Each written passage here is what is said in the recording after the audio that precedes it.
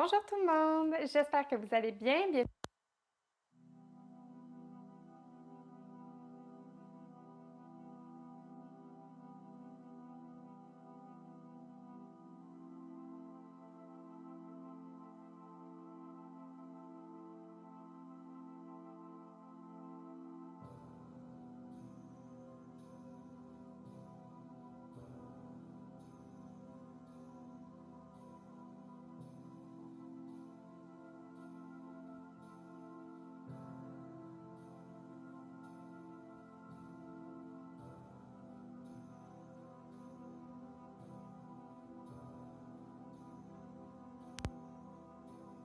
J'avais pas de son?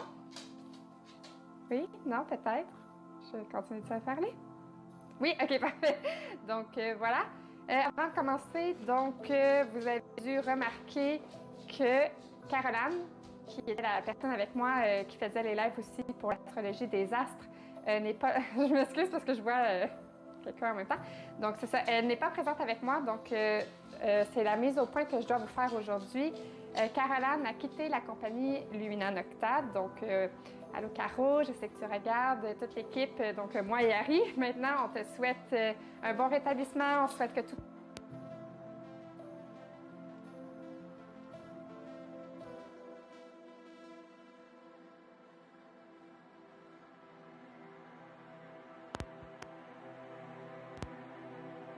va vous dire au fur et à mesure ce qui va se passer avec les lives et comment on va vous organiser ça pour vous, évidemment. Mais c'est ça, vous inquiétez pas, c'est moi qui reprends pour les prochains signes zodiaques à partir de la semaine prochaine. Donc, vous allez pouvoir aller voter tout de suite après ce live-ci dans le sondage ou en tout cas ou demain dans la journée.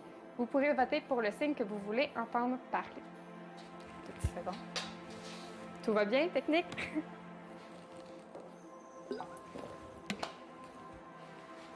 Donc, hein, coucou tout le monde, hein, n'hésitez pas à écrire dans les commentaires. Je vois qu'on est déjà rendu 5 sur Facebook, c'est très bien, 6 même. Donc voilà, on commence.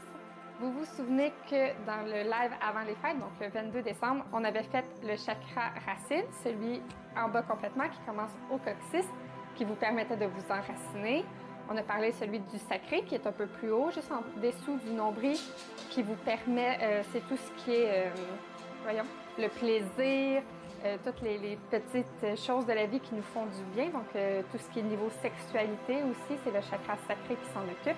Et on avait vu le plexus solaire situé au plexus qui gère l'émotion, la personnalité, tout ce qui fait qu'on est nous. En fait, notre individualité, c'était le chakra du plexus qui s'en occupait. Donc, on a vu les 3 premiers, ceux qu'on dit qui sont plus vers la terre. Et maintenant, on va commencer et on va monter. Donc, on va faire le chakra du cœur, celui avec lequel on va commencer, et on va les monter. Donc, chakra du cœur, qu'on appelle aussi Anahata dans le sanskrit. Vous vous souvenez que c'est la langue hindoue qui est souvent utilisée pour appeler les chakras. Donc, voilà, mais nous, on utilise toujours son nom français. Donc, le chakra du cœur. Évidemment, il est situé entre la cage thoracique, donc entre les deux seins, ou les deux pectoraux. Il est situé en plein centre. C'est là que se situe notre chakra du cœur, donc similairement à la même place que notre cœur. Sa couleur, c'est le vert ou le rose. Souvent, on l'associait beaucoup à la couleur verte. Maintenant, depuis de plus en plus d'années, je vous dirais que la couleur verte ou rose est associée au chakra du cœur, une ou l'autre, comme vous la voyez, comme ça vous vient. Les deux fonctionnent très bien. Et sa représentation, c'est le lotus à 12 pétales. Bonjour tout le monde. Il n'y a pas de son. Ah! Est-ce que là, il y a du son? Je vais attendre un petit peu. Ah! T'as quitté.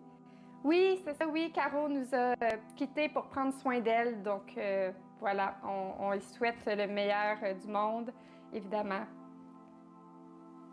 Oui, j'espère que là, le son fonctionne-tu? Ouais, dites-moi-le dans les commentaires que je parle pas toute seule. Mais ça semble bien aller. Personne ne me dit que ça fonctionne pas.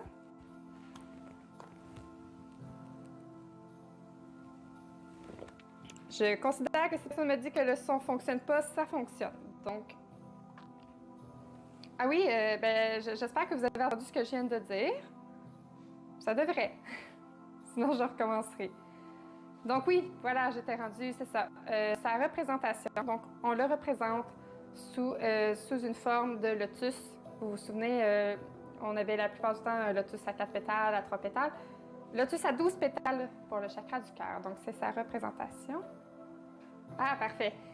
Contente de savoir que le son fonctionne. Donc voilà, 12 pétales, chakra du cœur. Qu'est-ce qu'il gouverne? Donc, quel organe il vient affecter quand ça va pas bien, finalement? Évidemment, il gouverne le cœur, chakra du cœur, péricarde, les poumons, circulation sanguine, système immunitaire, cervical, thymus. C'est aussi associé au système respiratoire. Donc, on voit quand même que ça gère tout à peu près dans cette phase ici, évidemment, mais ça gère beaucoup de choses. Donc, imaginez si vos chakras sont débalancés, à quel point ça peut affecter physiquement votre corps. Voilà, donc ça vaut la peine de savoir un peu comment les travailler, pour voir aussi comment les balancer et tout, pour éviter le plus possible d'avoir des petits bobos physiques, comme on dit. Son mot d'ordre, vous vous souvenez qu'on a un mot d'ordre pour chaque chakra. Donc, le mot d'ordre pour le cœur, donc son action, en fait, ce qu'il dégage, c'est le mot d'ordre « j'aime, j'accepte ». On est vraiment dans le aimer soi-même, s'accepter. Donc voilà, ça c'est son mot d'ordre. Et son mantra est le yam. Donc le mot que vous voulez vibrer quand vous faites de la méditation, par exemple, vous dites yam. On le tient, on le tient sur la longueur de la respiration pour le faire vibrer, évidemment. Je vais m'en sortir, je vais boire une autre gorgée d'eau.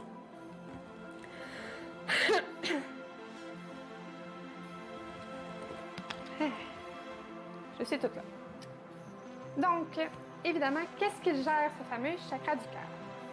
Évidemment, comme on le sait que son mot d'ordre, c'est « j'aime, j'accepte », il vient gérer notre capacité à aimer, à nous aimer et à aimer les autres, et à recevoir de l'amour aussi. C'est vraiment tout ce qui est attrait à l'amour de soi, à l'amour des autres, à quel point on est capable de donner et de recevoir. Donc voilà, ça gère techniquement en grande partie ça. Évidemment, s'il est harmonieux, donc si on l'a bien travaillé, le chakra du cœur va nous permettre d'avoir des relations stables, à long terme, harmonieuses et pleines de tendresse. Ah, parfait. Donc, c'est ça. Ça vous permet d'avoir des relations très durables si le chakra du cœur est bien harmonisé. Et évidemment, dans son extrême, donc dans sa plus grande évolution, c'est aussi là où se trouve l'amour universel, l'amour inconditionnel. Donc, c'est le chakra du cœur qui génère cette forme d'amour. C'est au niveau très spirituel, évidemment, mais quand on n'a plus d'attache, quand on n'a plus de restrictions à aimer quelqu'un, donc on est vraiment dans de l'amour inconditionnel, c'est le chakra du cœur qui gère cette facette-là de l'amour aussi. Donc, le but, évidemment, quand on fait évoluer nos chakras, c'est de se rendre à ce degré-là d'amour universel le plus possible. Évidemment, on est tous humains, mais bon, le but est quand même d'essayer de tendre vers cette idéologie-là de plus en plus. Donc, évidemment, ça nous permet d'être vers l'autre, comme je vous ai dit. C'est pour aimer l'autre correctement, on dit toujours qu'il faut s'aimer soi-même. Ben, c'est exactement comme ça que le chakra du cœur fonctionne. Donc, pour aimer l'autre dans le respect, dans la confiance, pour faire évoluer l'amour inconditionnellement, il faut s'aimer aussi inconditionnellement. Donc, c'est la première étape quand on veut que le chakra du cœur aille bien, donc on veut l'harmoniser. C'est vraiment de s'aimer soi-même en premier lieu, de s'aimer avec toutes nos failles, tous nos défauts, toutes nos qualités, mais de s'aimer entièrement. Parce qu'évidemment, ça va paraître sinon dans vos relations, quand vous allez essayer de le faire avec les autres, si vous ne vous aimez pas assez, et bien évidemment, ça va transparaître aussi dans la façon que vous allez aimer autrui. On a tout compris. Parfait. Donc, vous vous souvenez que je vous ai parlé des 3 chakras d'en bas. Donc, on avait le racine, le sacré, le plexus. Le chakra du cœur, c'est lui qui fait la conjonction entre les 3 en bas et les 3 en haut. Donc, à partir du chakra de la gorge que je vais vous dire, c'est le centre qui fait que l'énergie du bas et l'énergie du haut se connectent ensemble. Donc, en fait, c'est le chakra du cœur qui va aller transformer les énergies, qui va aller les subtiliser pour que le bas et le haut s'harmonisent, pas s'harmonisent, mais connectent ensemble. Donc, le côté spirituel et le côté terrestre s'harmonisent, se communiquent en fait. Donc, évidemment, si vos chakras d'en bas sont bien travaillés, donc si vous avez bien harmonisé ceux du bas, ceux du haut vont être beaucoup plus faciles à ouvrir, à travailler. C'est toujours ça un peu le but, mais c'est vraiment le chakra du cœur qui vient vraiment faire cette connexion-là entre ce qui est spirituel et ce qui est très terrestre, très dans l'ego, très dans la matière. Donc, il joue une phase très importante dans les chakras vu que c'est le centre entre les deux univers, finalement. Vous vous souvenez, le chakra sacré, il nous pousse à aller vers l'autre. C'est la même chose un peu, c'est juste que le sacré, c'est vraiment au niveau sexuel. Donc, c'est vraiment la nature de la sexualité, l'envie de reproduction. C'est quelque chose de physique. Le chakra du cœur nous pousse à aller vers l'autre, à nous ouvrir à l'autre, mais vraiment dans un concept d'amour, dans un concept de vouloir être empathique, dans la compassion, dans la générosité. C'est deux aspects d'aller vers l'autre différents. Le sacré, c'est vraiment physique, c'est très terre à terre, tandis que le chakra du cœur vient, lui, plus vers la spiritualité, donc on est vraiment plus dans l'amour inconditionnel, comprendre l'autre, dans toute la complexité, de vouloir, de vouloir le connaître à 100%, de vouloir être généreux, attentionné. C'est le chakra du cœur qui nous pousse à s'ouvrir comme ça aux autres. Tout aussi, écoute ça. Donc, voilà, c'est le chakra du cœur qui fait beaucoup de choses, évidemment. Donc, qu'est-ce qui arrive quand il est suractif? Donc, quand il a trop d'énergie. Le chakra du cœur, s'il est surutilisé, donc si on le surcharge, ça va être des personnes qui vont être hyper émotives ou trop généreux, trop aimants, dans le sens qu'ils vont avoir une petite tendance à étouffer un peu ceux qui aiment, ce qui peut être nuisible pour les autres, évidemment.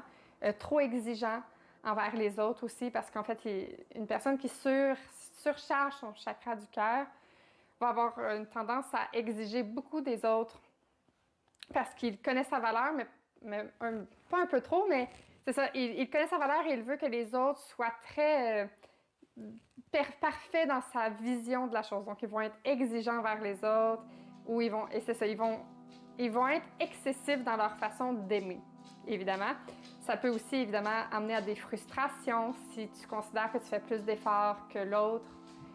Donc, si c'est suractif, souvent, c'est ça, le risque, c'est qu'on a l'impression parfois qu'on donne plus que ce que l'autre nous donne. N'oubliez pas, le chakra du cœur, c'est ce qu'on donne, mais c'est ce qu'on reçoit. C'est ce qu'on est capable de donner et de recevoir. Donc, il y a toujours ce jeu-là un petit peu.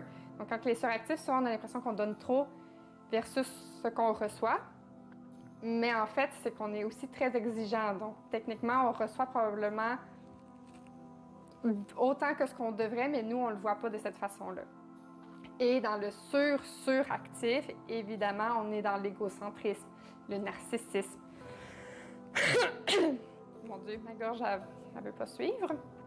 Donc oui, c'est ça. Donc, mais quand on est très suractif, oui, ça peut aller vraiment, c'est ça, dans un côté plus narcissisme de nous. Là, on va être dans le « je veux tirer tout ce que l'autre peut me donner », donc on donne beaucoup moins qu'on reçoit. Là, on va aller chercher l'opportunité de ce que l'autre peut nous donner. Et ça peut aussi amener dans des passions amoureuses dévastatrices ou non partagées. On s'invente un petit peu des histoires d'amour. À faire attention quand il est surchargé, le chakra du cœur, ça amène dans des excès difficiles à gérer. Donc, voilà.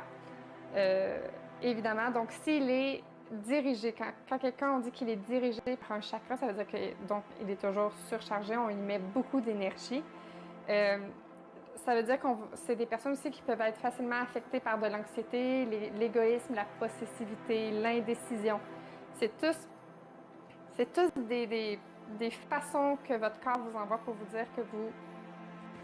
Ce sera pas long, je vais y arriver.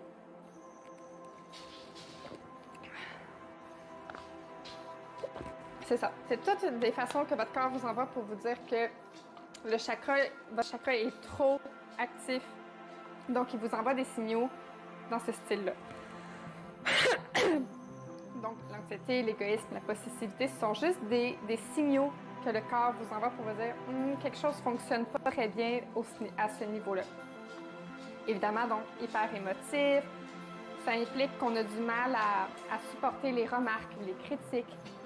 Donc, quand on est dans le suractif, le but pour détendre le chakra, c'est vraiment d'aller s'ouvrir aux autres, donc d'aller dans la compassion, dans la générosité, dans l'empathie. Mon Dieu, j'ai eu du mal. Plus on va se tourner vers ces choses-là, moins on va être suractif dans le chakra du cœur, donc ça va se rebalancer. Et évidemment, donc il y a le suractif quand on est sous-actif, donc quand il manque d'énergie, quand on ne le nourrit pas assez, c'est l'inverse. On va être des personnes plus renfermées. Donc les gens qui ont un chakra du cœur sous-actif, je sais pas ce que j'ai.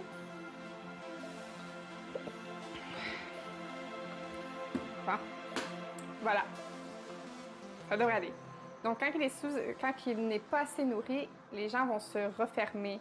C'est là où on va être vraiment plus dans la dépression, dans le repli sur soi, on a peur d'être rejeté ou de ne pas être aimé. Fait qu'on vit beaucoup dans l'approbation des autres, tellement on a peur de les perdre, on vit au travers l'amour des autres, puis on a du mal à s'aimer soi-même. Un chakra peu nourri a du mal à s'aimer soi, donc il va aller chercher l'amour ailleurs.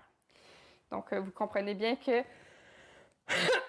c'est pas l'idéal, hein, parce que en fait, ça paralyse les gens. On est dans la peur de l'échec, dans la peur du rejet. Donc, c'est ça, on se nourrit des autres, ce qui fait qu'on le sous-estime, notre amour pour soi, qui est pourtant très important pour un chakra harmonieux.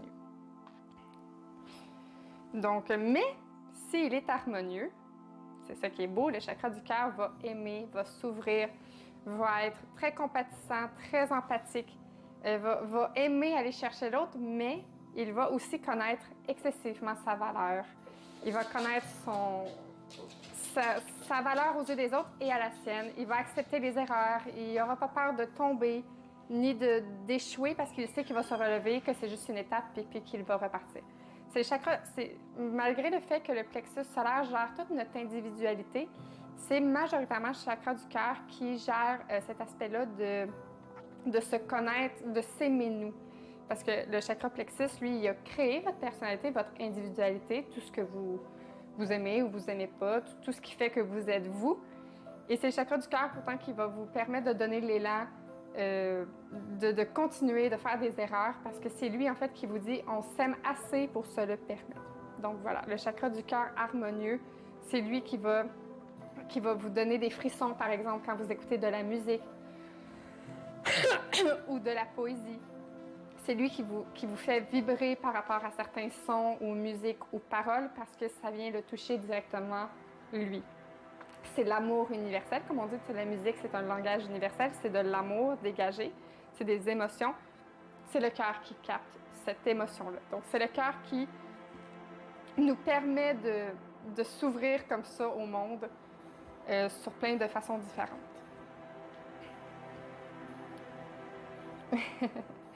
Tant mieux. Je vois qu'André et Marie, ton chakra du cœur semble bien aller, donc c'est ce qu'il faut.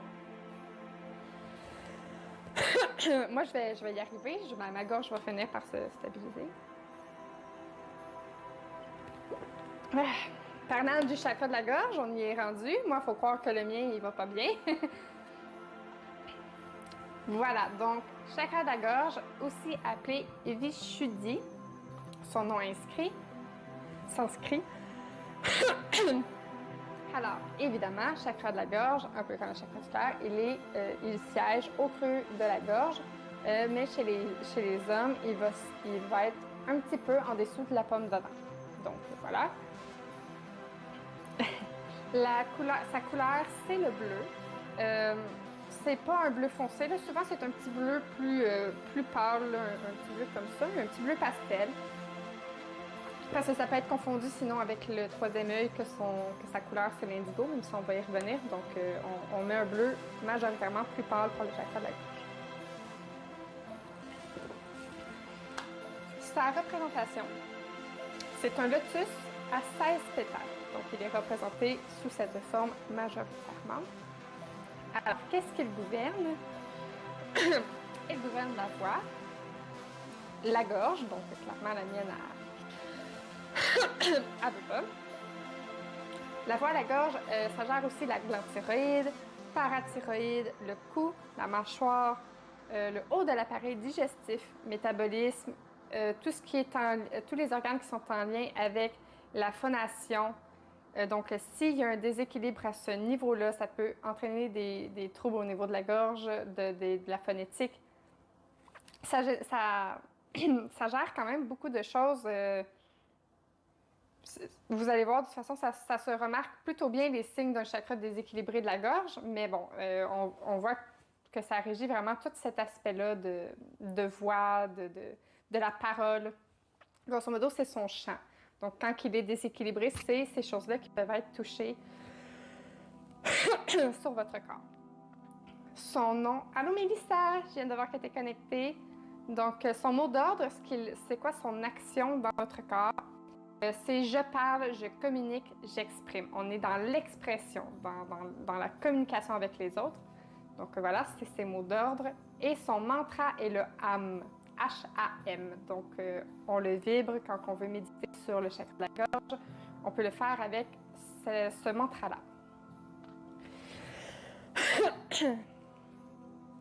Alors, évidemment, le chakra de la gorge permet de s'exprimer en mots, ça permet d'exprimer nos pensées, c'est avec ça qu'on communique avec les autres. Bref, on utilise notre voix à tous les jours, donc on utilise le chakra de la gorge à tous les jours. Mais au-delà de ça, parce que souvenez-vous, hein, en bas du chakra du cœur, c'est les chakras qu'on dit matériels. Donc c'est ce qui gère le côté plus terrestre, le côté plus égo, personnalité, besoins vitaux qu'on a connus avec le chakra racine. C'est les chakras en bas du cœur qui le font. Dès qu'on monte, dépasser le chakra du cœur, on tombe dans le niveau dit spirituel. Ce qui veut dire que ça touche les mondes subtils. On n'est plus dans le moi, on est dans les autres. On est dans l'ouverture aux autres, au monde, au tout. Et ça commence avec le chakra de la gorge. Donc, bien que dans sa fonction première, c'est de s'exprimer, de mettre nos idées, nos pensées en mots, je vais vraiment y arriver. C'est aussi, dans le monde spirituel, c'est la porte vers la communication de notre vérité personnelle. Ça veut dire entre autres que on a tous des connaissances à l'intérieur de nous, des vérités qui nous appartiennent, des vérités que ils nous font vibrer, donc on considère que c'est vrai. Et c'est notre devoir, évidemment, quand elles fit avec nos valeurs, c'est un peu notre devoir de les exposer, de les communiquer, de les partager. Et c'est le chakra de la gorge qui le fait.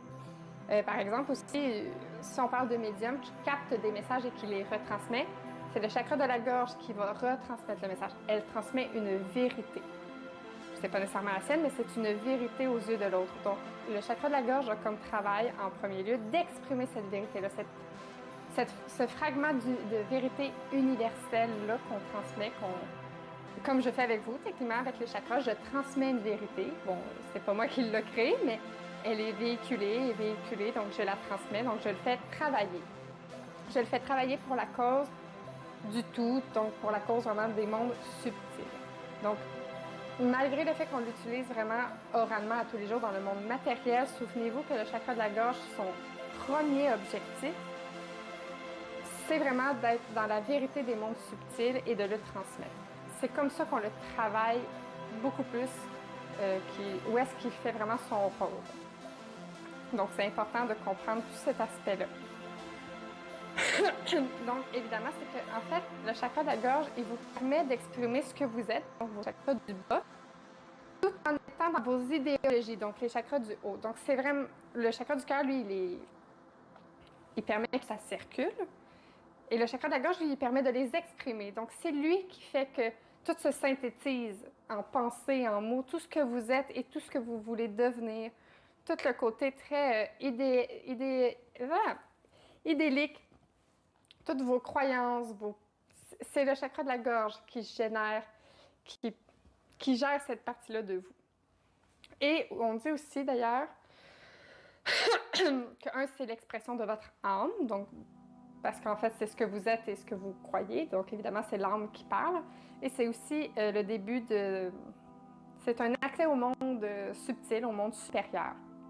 Donc, vous voyez vraiment que son rôle premier, même si on a l'impression que c'est très terrestre, en fait, il est très spirituel. Son rôle de base, c'est vraiment de laisser parler votre âme au travers le chakra de la gorge. Vous voyez, quand je vais lire, je devrais peut-être avoir des petits problèmes avec la mienne, parce que...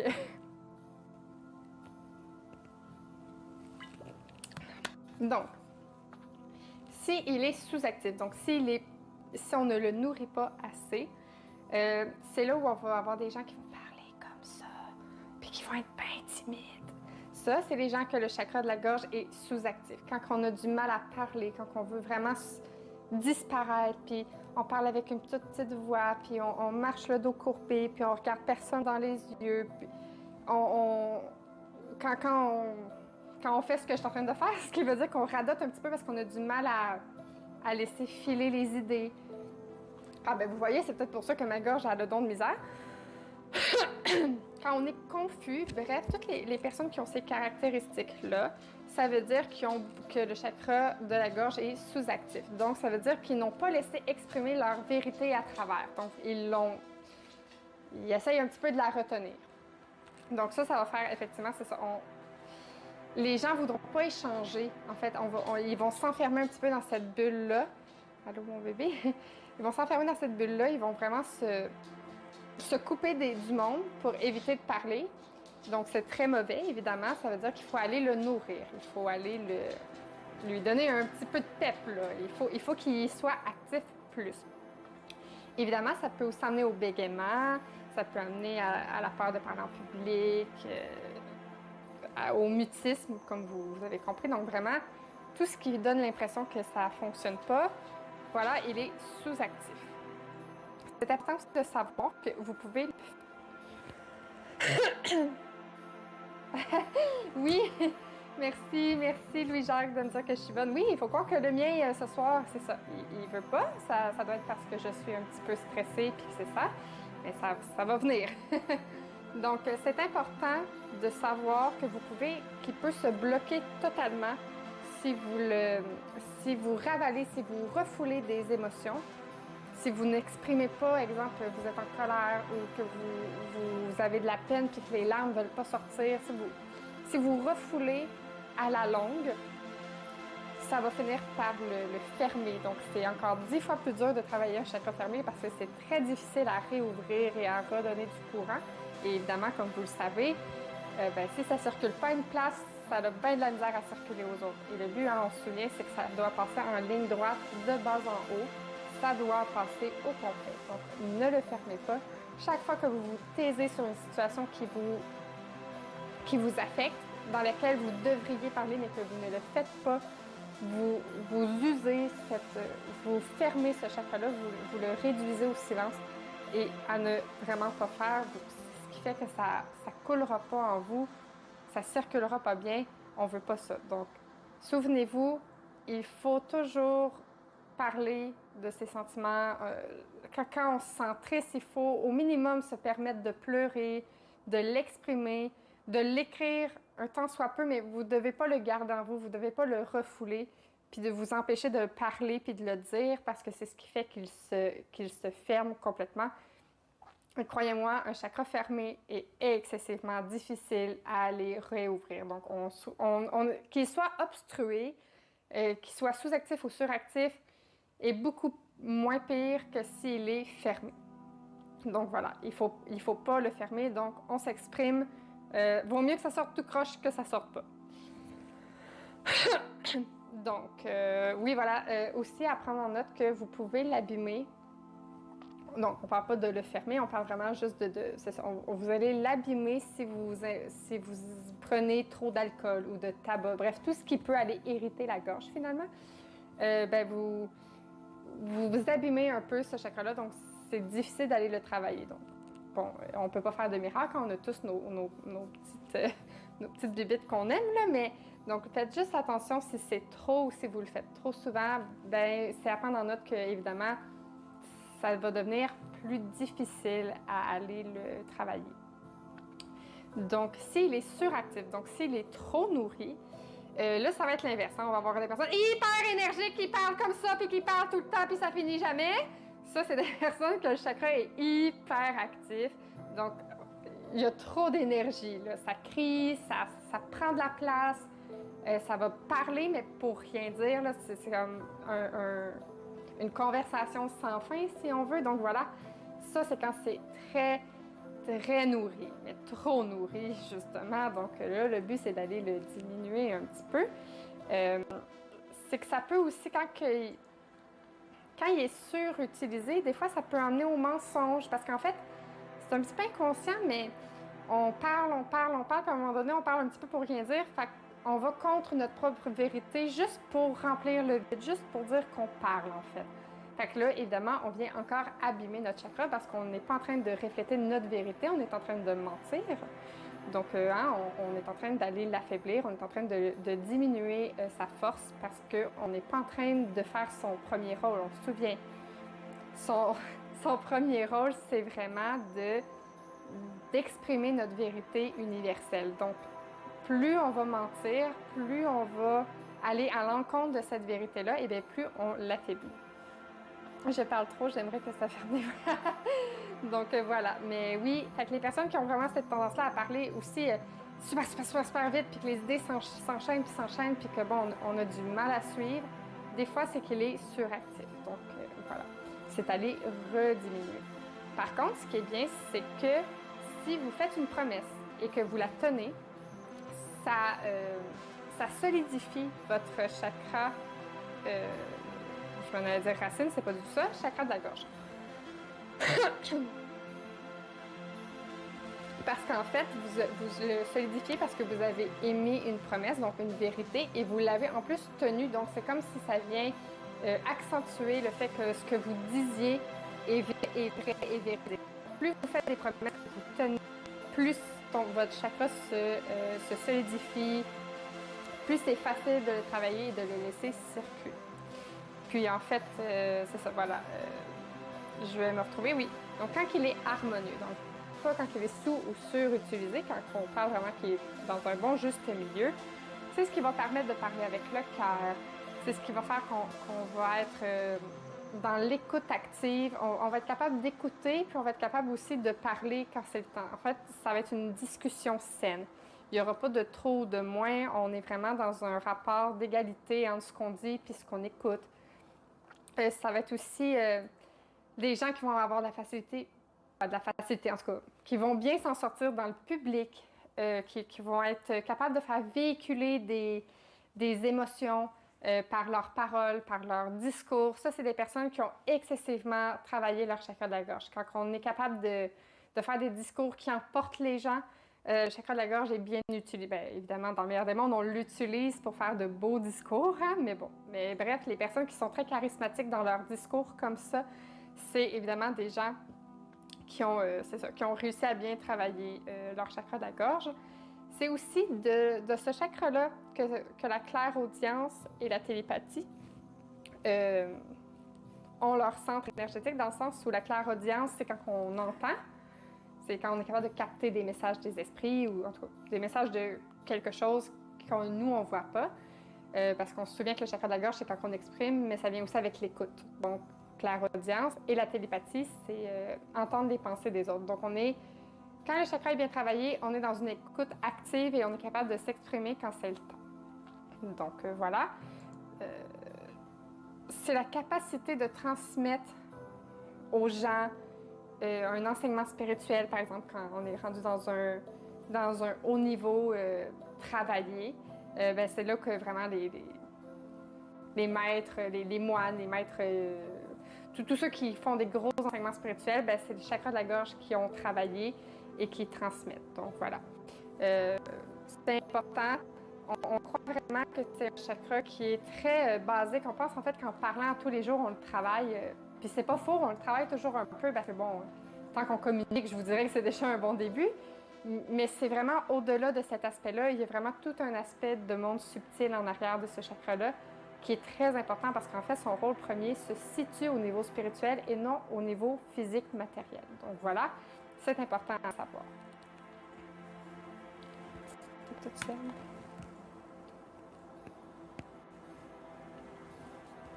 N'hésitez pas à écrire un commentaire s'il y a quoi que ce soit que vous ne comprenez pas, si vous voulez qu'on parle d'un sujet plus en particulier dans ce que je dis, parce que moi, je me suis vue aller, là, mais que voilà. En prendre note aussi que, bon, ben c'est sûr que j'ai pas Caro avec moi, donc il y a de fortes chances que le live ne dure pas aussi longtemps que le dernier avant, parce qu'on était quand même deux à parler ensemble. Ça prenait un peu plus de temps. Mais n'hésitez pas, donc si vous avez des commentaires, des questions, si vous voulez que j'explique mieux un concept, allez-y dans les commentaires, ça va me faire plaisir. Donc, on continue. Le troisième œil. Donc, le fameux chakra du troisième œil, aussi appelé Ajna. Il est situé ici, donc entre les deux sourcils, un petit peu juste avant, juste au bout de l'arrêt, de où est-ce que le nez arrête, finalement, donc ici. Sa couleur, c'est l'indigo. Et il est représenté avec un lotus à 2 pétales. Parce qu'en fait, ça représente la terre, le ciel. Hein. Vous comprenez le concept de bas-haut. Donc, il est représenté sous 2 pétales pour cette raison-là, entre autres. Qu'est-ce qu'il commande, ce fameux chakra du troisième œil?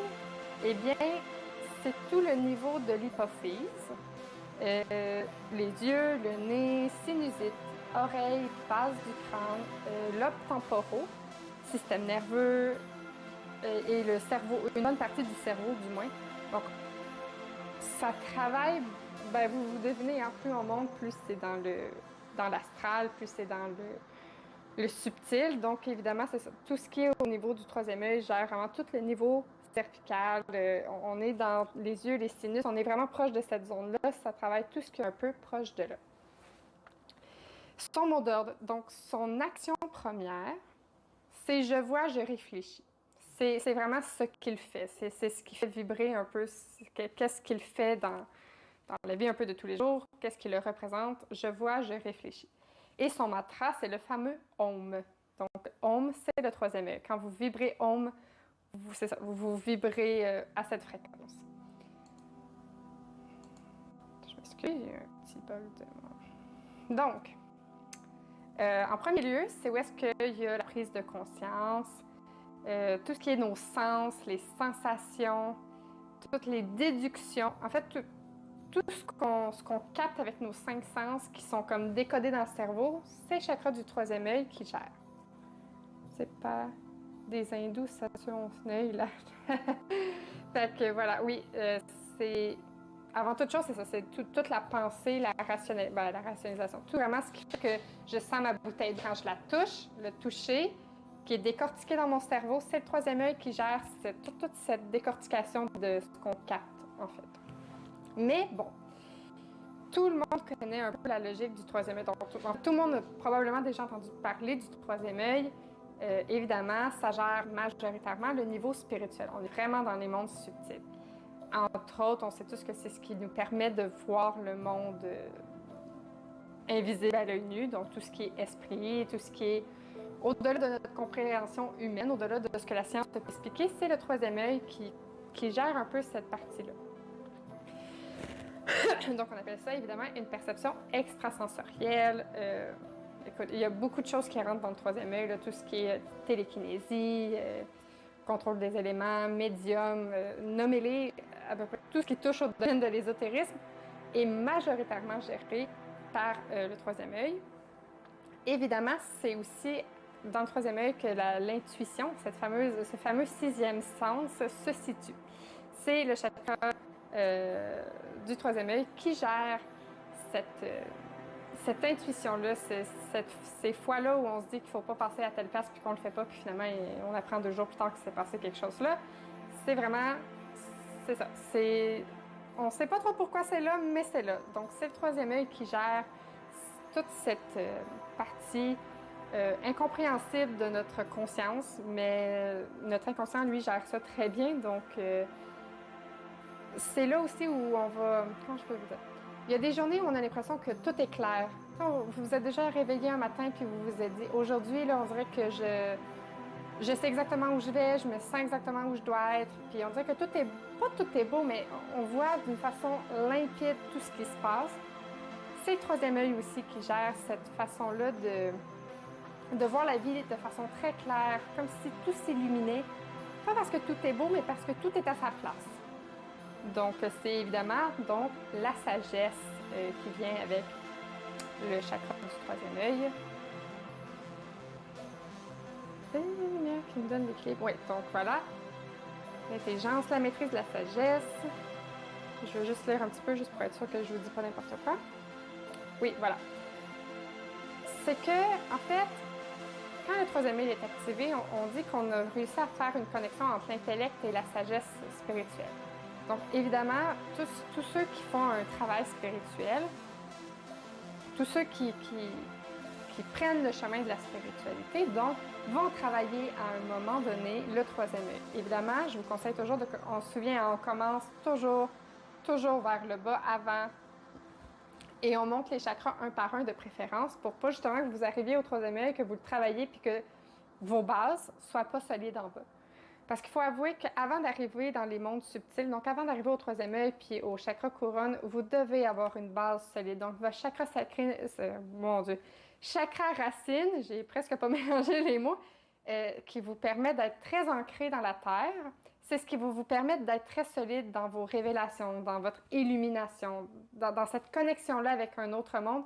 C'est votre chakra sacré, votre chakra racine qui vous permet d'être dans le ici et maintenant puis de ne pas perdre pied. Donc, le chakra sacré qui vous permet d'avoir les plaisirs, la sexualité. Il vous faut vos chakras de base, le chakra du plexus qui fait que vous êtes individuel, donc vous êtes une personne unique à part entière.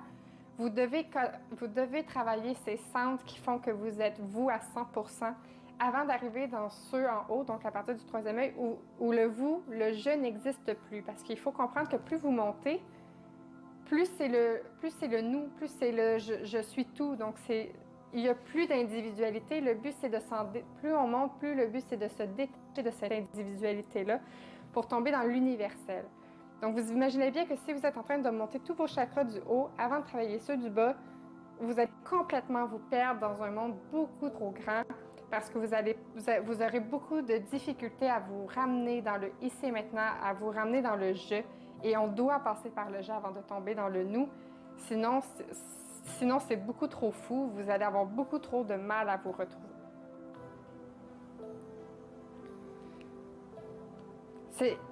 Autant il faut le développer dans le sens où un monde sans spiritualité, ça fait qu'on est un petit peu déconnecté.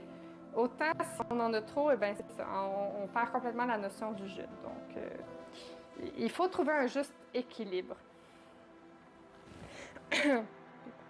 C'est ça, parce qu'en fait, vous vous souvenez que le chakra, mon Dieu, je les mélange toutes. Le chakra du cœur, c'est celui qui canalise toutes les énergies du bas et du haut. Puis en fait, vite comme ça, il y a comme un serpent à l'intérieur de vous qu'on appelle le Kundalini. Puis son but, c'est un petit peu, il s'entremêle comme ça, donc il y en a deux. Puis rendu au 6e chakra, donc au chakra du troisième œil, ces deux énergies-là se rencontrent. Donc il y en a juste une. Le but, en fait, c'est de faire fusionner l'énergie du bas, l'énergie du haut pour l'emmener jusqu'au chakra couronne. Pour qu'il y en ait juste une, évidemment, pour pas qu'il y ait deux vaisseaux qui partent de tous bords, de tous côtés. Donc on ramène l'énergie du féminin, du masculin sacré, toutes ces énergies, ces opposés-là à l'intérieur de nous. Le but, quand on travaille nos chakras, c'est d'aller les fusionner. Donc, rendu ici, on les fusionne pour les faire traverser. Donc, d'où la raison pourquoi on dit qu'on n'est plus une personne à part entière, mais qu'évidemment, quand on monte, on devient le tout. On devient une partie du tout. Donc, c'est excessivement beau, excessivement intéressant à aller travailler, mais il faut seulement le faire de la bonne façon parce que c'est vague, c'est large,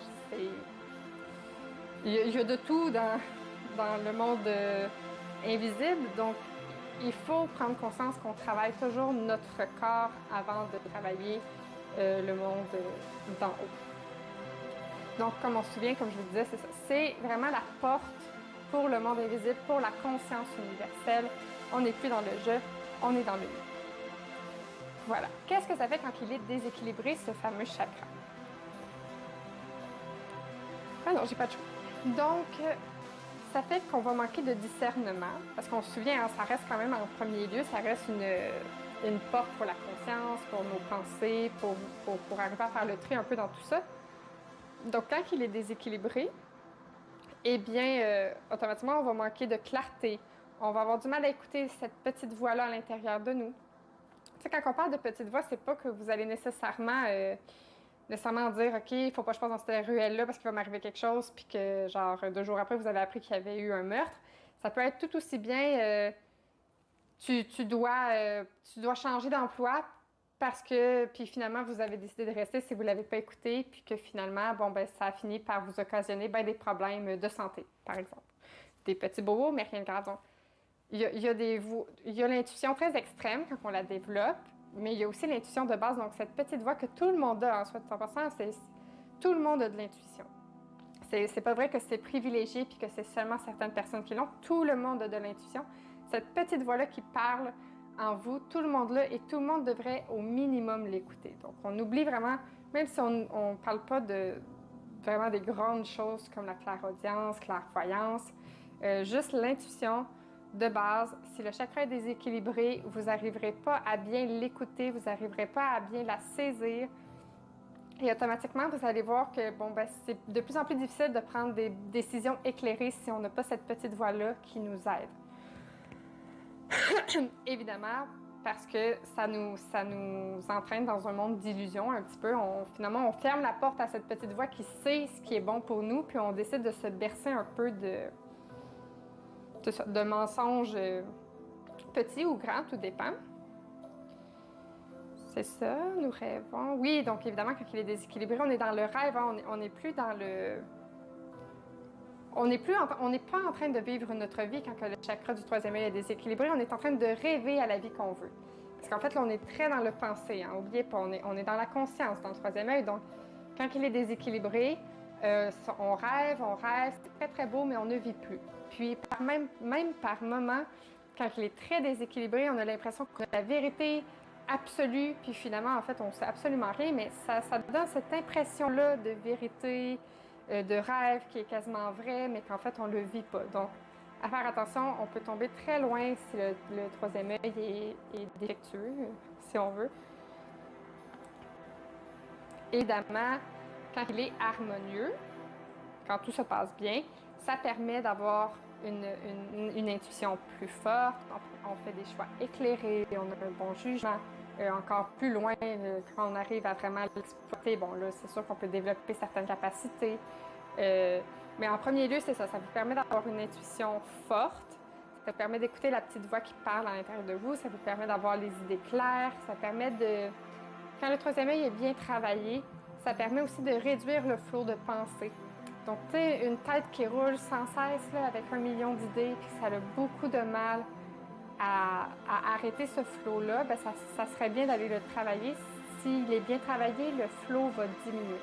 Les pensées vont être là, mais ça va rouler moins vite, ça va prendre un peu moins de place. Donc, c'est ce qui va permettre aussi que vous allez mettre en action et non rêvasser infiniment. C'est ce qui fait aussi que vous allez être sage dans vos décisions, que vous allez prendre des décisions remplies de sagesse et de maturité. C'est le troisième œil qui fait... En fait, c'est ça. Le troisième œil, quand il est bien travaillé, vous avez un bel équilibre entre le mental et l'intuition. Donc, vous savez mettre en application une capacité de concentration. Donc, voilà. Tu sais, comme je vous dis, c'est vraiment une connexion entre les deux camps. Donc, voilà, ça... Oui, comme je vous disais, c'est ça, les deux... Voilà. Donc, je vais mieux vous l'expliquer dans le chakra couronne, mais à faire attention à quand je vous dis un chakra du troisième œil déséquilibré, surtout quand on parle qui a été travaillé. Donc, pour des personnes qui ont des capacités ou qui ont une très forte connexion avec la spiritualité, quand les chakras du haut commencent à débalancer, donc quand ils ne sont pas bien gérés, ça peut aller vraiment loin. On va le voir dans le chakra couronne, vu qu'ils sont... Ça paraît pas, mais ils sont comme très, très, très connectés, en fait, parce qu'oubliez pas, hein, c'est la dernière ligne pour faire... pour pointer le chakra vers le haut. Donc, on le fait sortir du corps, la ligne est partie vers le bas, on a monté tous nos chakras et là, hop, ça sort, ça fait une ligne complète. Donc, le chakra du troisième œil et le chakra couronne sont excessivement connectés. Ils travaillent majoritairement même de pair, je vous dirais. Donc, voilà. On est rendu au fameux chakra couronne. Donc, son nom en sanskrit, ça s'appelle Sahasrara. Je vais le dire juste une fois parce que je vais le débaptiser. Mais, donc voilà, chakra couronne. Il est localisé au sommet de la tête. Vous pouvez le voir flotter un petit peu ou pas. Ça a plus ou moins d'importance en toute honnêteté, tant que vous le voyez vraiment au-dessus. Donc, on n'est plus dans le corps. Vous voyez à quel point on était très dans le corps. Le chakra couronne est à l'extérieur du corps. Il y a une raison pourquoi il est à l'extérieur. Donc, voilà, sa couleur, c'est le violet ou le blanc. Un peu comme le chakra du cœur qui a une couleur. Le chakra chakra coronal ou chakra couronne, il y en a deux aussi que vous pouvez lui attribuer sans problème. Donc, violet ou blanc, ça n'a pas d'importance. Tant que vous voyez la couleur nettement, c'est la vôtre. Il est représenté par un lotus à 1000 pétales. Pourquoi autant de pétales? C'est pour vous dire vraiment qu'on est dans l'univers. Il y a de tout, donc 1000 pétales pour représenter toutes les choses de la vie. Évidemment, on ne pourrait pas le mettre à l'infini, fait que c'est la logique de dire qu'il est infini. Qu'est-ce qu'il englobe? On est toujours dans le haut, donc ça englobe le cerveau, tous les corps énergétiques. Donc là, on parle des auras, les couches d'aura, c'est le chakra couronne qui les gère. L'épiphyse, la glande pinéale.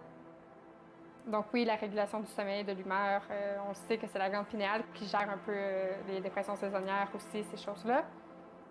Donc voilà, on voit qu'il gère, on est à peine dans le corps, hein, il gère vraiment en grande partie les corps énergétiques, donc ceux qui nous entourent.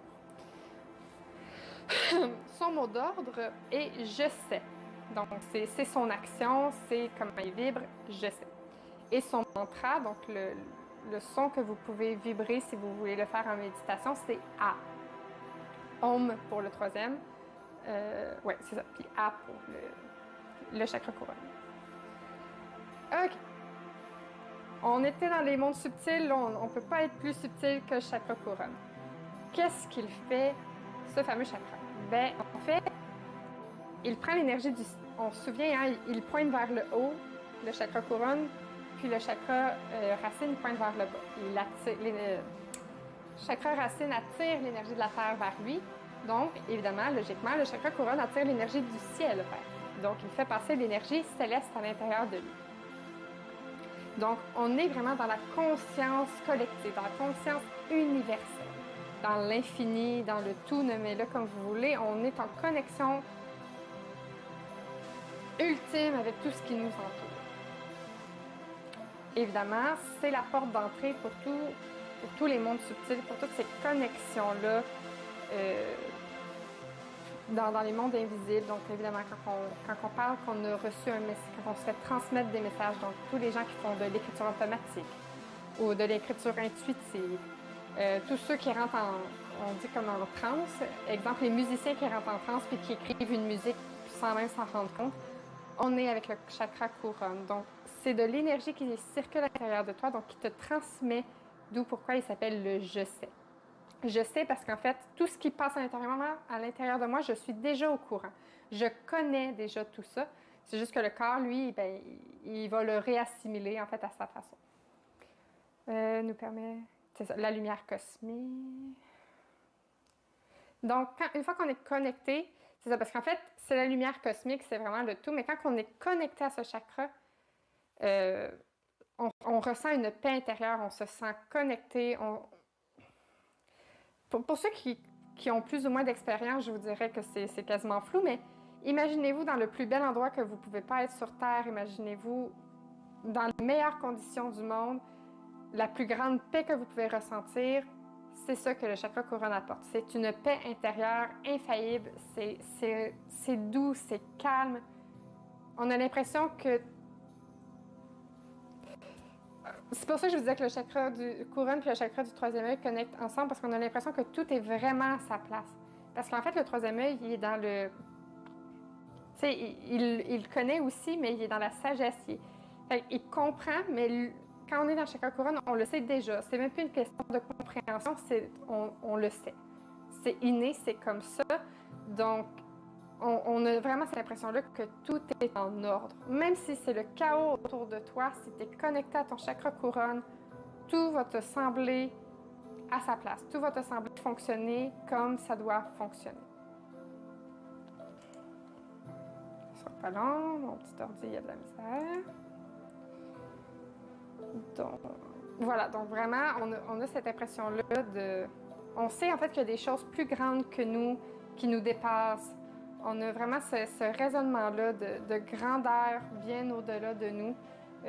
On a cette connaissance-là, au bout du compte, qu'il y a plein de choses qu'on ne comprend pas encore dans le monde physique, puis ça nous paraît complètement normal quand on est connecté à ce chakra. Donc, si on veut que ce chakra-là soit harmonieux, comme je vous disais, il faut que ça s'appuie sur des bases solides. Parce que c'est là que je voulais vous en venir. Si on est complètement débalancé, donc si le chakra couronne est... En fait, même, je pourrais vous dire, si tous les autres sont complètement débalancés et que vous avez essayé d'ouvrir celui-là, ben, c'est que ça peut emmener complètement à de la folie, à de la démence, à de la psychose. Ça peut avoir vraiment des répercussions très, très graves d'avoir un chakra couronne déréglé.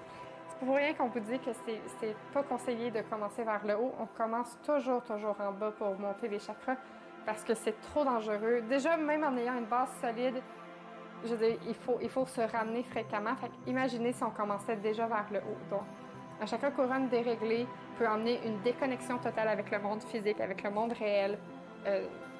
C'est ça, on perd complètement de stabilité, on perd pied. Donc, on est vraiment dans un monde... C'est complètement déconnecté du monde réel. Donc voilà, évidemment, à petite échelle, ça peut amener plus de la confusion, de la dépression. Mais ça peut aussi, tu sais, ça peut être genre juste des petites dépendances spirituelles. Puis ça me fait rire, mais je l'ai connu dans un sens quand j'étais plus jeune, quand j'ai commencé ma spiritualité. J'étais très accro à tirer mes cartes, puis je faisais beaucoup de tirages de cartes. Fait que dès que j'avais l'occasion, on dirait qu'il fallait que j'en tire. Puis mon chakra couronne était déréglé, il était probablement même surutilisé. Donc on dirait que j'avais toujours ce besoin-là d'aller me plonger dans quelque chose de spirituel pour me donner raison. On dirait comme pour me rassurer. Donc voilà, limite ça c'est léger, mais il y en a que ça devient vraiment à l'excès. Pire que moi quand j'étais jeune. Donc vraiment, il y a même de l'amnésie, on peut avoir des pertes de mémoire. À petite dose, ça peut être des problèmes d'apprentissage, mais comme je vous dis, vraiment, ça peut aller tellement loin quand c'est déréglé et on peut vraiment perdre pied facilement. Donc, c'est à faire attention. Donc, et voilà. Mais, par contre, donc, comme je vous ai dit, s'il est très bien harmonisé, donc si on est avec des bonnes bases solides, ça va nous donner l'impression qu'on fait partie d'un tout. On va être persévérant dans notre travail parce que c'est du travail, mais tu sais, on va se sentir en harmonie, mais dans tout le corps. Parce qu'en fait, n'oubliez pas, le chakra couronne, c'est le dernier, donc on sent vraiment que l'énergie circule bien partout. On a une vision très claire de la vie, des choses. Bref, tout fait du sens quand on est connecté au chakra couronne. Mais c'est ça, c'est juste que c'est à faire attention parce que, évidemment, bon, chakra du troisième œil, chakra couronne, on est vraiment rendu dans les mondes subtils, donc on peut perdre pied, on peut vraiment déconnecter, on peut... Voilà. Donc, c'était ma petite mise en garde pour vous. Faire attention. Donc, voilà, je vous l'avais dit que ça durait beaucoup moins longtemps. En plus, vous n'avez pas eu de questions, mais c'est le temps, hein, si vous en avez sur un quelconque chakra ou vous voulez revenir sur ce que j'ai dit. Peu importe, c'est le temps si vous avez des questions pour moi. Je vais juste regarder voir si je n'avais pas oublié quelque chose dans ce que je vous ai dit, mais je crois que non. Puis bon, il faut croire que j'ai réussi à régler mon chakra de la gorge parce que j'ai fini par arrêter de tousser comme une... j'ai fini par arrêter de me gratter. Parce que je vois tout semble bien aller, donc pas de questions. Donc j'espère que vous avez aimé ce fameux live spécial sur les chakras. Vous nous l'aviez demandé plusieurs fois. Donc voilà, vous connaissez les 7 chakras principaux dans le corps. Vous connaissez leurs fonctions. Vous pouvez aller revoir le premier qu'on avait fait le 22 décembre sur la page de Lumina Nocta sur Facebook. Voilà, donc non, ça va, c'est bien expliqué. Bon, ben parfait, ça semble être très clair pour tout le monde, mais voilà, c'est ça. Donc, vous avez tout ce qu'il vous faut pour les travailler. Ça vaut la peine, c'est vraiment un beau travail à faire sur soi pour aller mieux, déjà de base, pour mieux se connaître, pour mieux se comprendre. Ça peut permettre de régler aussi les petits bobos, des fois, qui sont pas graves, qu'on vit avec, mais bon, si on les aurait pas, ça serait mieux. Donc, parfois, ça vaut la peine d'aller regarder au niveau des chakras, voir si on peut pas juste aller régler un ou deux petits problèmes comme ça. Et sinon, comme je vous ai dit, pour l'astrologie, la philosophie des astres, vous allez pouvoir voter dès que le sondage va être en ligne. Ça ne devrait pas être très long.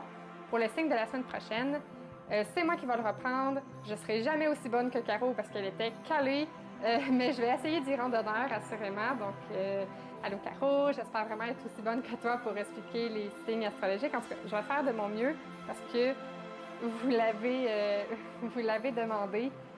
Aussi, puis vous avez l'air à être très impatient de faire les prochains. Ce serait triste qu'on ne vous les donne pas, donc voilà. Sur ce, nous, on se revoit mardi prochain, 19h. N'oubliez pas de voter pour le signe que vous voulez. Et on se dit joyeuse rencontre, joyeux départ. Et on se dit à bientôt. J'ai très hâte de vous revoir. Aimez, likez, partagez. Je m'en avais presque oublié, mais c'est super important. Ça fait notre paye. C'est ce qui fait qu'on est connu. Et on vous réserve plein de belles surprises pour 2021 aussi avec la compagnie. Peut-être ou peut-être pas des produits à vendre. On sait pas. On sait pas. Donc, suivez notre page. Soyez à l'affût des nouvelles choses qui s'en viennent pour vous. Donc, au revoir tout le monde. Merci d'avoir été là avec moi. Merci d'avoir été aussi nombreux. Bye!